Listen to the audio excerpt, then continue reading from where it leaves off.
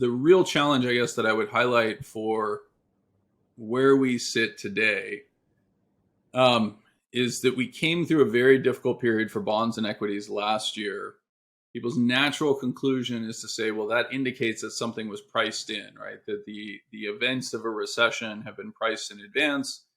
Unfortunately, I just don't see any real evidence of that. So there's not been a diversion or dispersion between the valuations of high quality companies and low quality companies. In fact, if you look at things like the equity risk premium for the market in total, because interest rates have gone up so much more than valuations have compressed, you're actually seeing more speculative valuation than you've seen in the past. There was a good piece that was just put out today where it was highlighting that the U.S. premium, the excess return, the excess valuation that's priced in the U.S. markets may go away. And then, of course, there's a chart in it. I could show the chart that says the exact opposite, right? We're at the highest level of relative valuations on a sector-adjusted basis that we've ever been in the United States. And so I find it very hard to argue that a recession is priced in. Right. What I think actually happened last year was that the Federal Reserve hiked interest rates in an unanticipated fashion. If I run a portfolio that is systematically rebalanced, and that is increasingly the case, if the Fed hikes interest rates, my bond portfolio has to fall by definition. Yeah. If my bond portfolio falls, then I have to sell equities, buy bonds to rebalance my portfolio. And by and large, that's all that happened last year. We actually saw a sideways market between bonds and equities that I believe was a direct function of what the Fed was doing rather than the market trying to price any form of recession. I think, unfortunately, now we have a recession pretty much baked into the cake. I actually would argue that we're probably in it already. If you look at metrics like continuing jobless claims in the United States or traditional measures of economic strength, things like the ISM New Orders Index, et cetera, the housing market in the United States, they're all sitting in the toilet. Right? That's a technical term we use for when things are down. This year, to me, is going to be the more interesting one where you do begin to see a bit of a diffusion in terms of, or dispersion in terms of the pricing of companies that are very exposed to the need to refinance their debt, companies that are going to experience significant operational difficulties if the economy goes into recession. None of that is currently priced in from what I can see. And at what point would you consider it pricing in? How do you monitor that?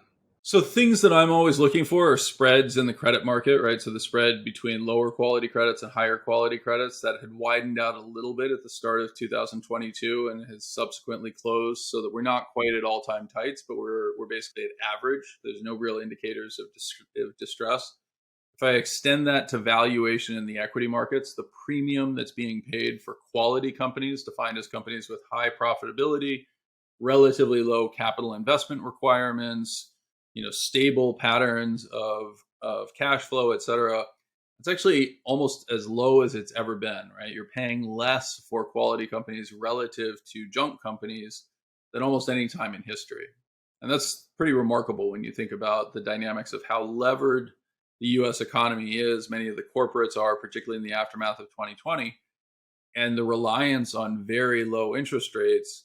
If those interest rates were to rise, or as the interest rates have risen, if they're forced to refinance into this interest rate environment, you could see a very rapid deterioration in fundamentals. Historically, so a lot of people have been talking about when the Fed pivots, that's the time that you might see liquidity return to the system. Things recover, start going up again, even if fundamentally some of the problems under the surface haven't been solved, that might happen. What's your viewpoint on that?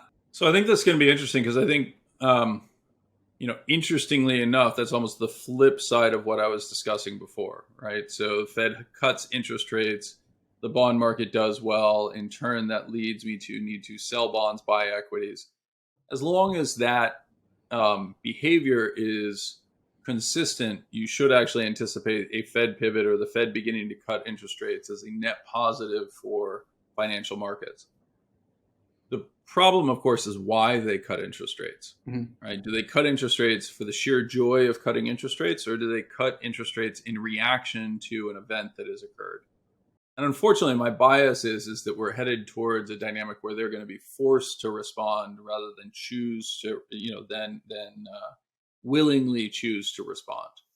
This is the classic, once something breaks, does the Fed respond? Yeah. I also think that you're in a really weird place because the Fed has, gone from telling us in 2021, we're not going to hike interest rates to a very long time, to 2022 and the start of 2023, we're getting headlines saying we're not going to cut interest rates for a very long time, right? At some point, they may feel the overwhelming need to not respond simply to maintain their credibility. Yeah. Right. And, that's a little bit like a doctor who's operating and says, oh, it's gallbladder disease, opens you up and discovers that you've got, lung cancer, and be like, well, let's take out the gallbladder anyway. Like, not a great policy, but that seems to be the direction that we're headed.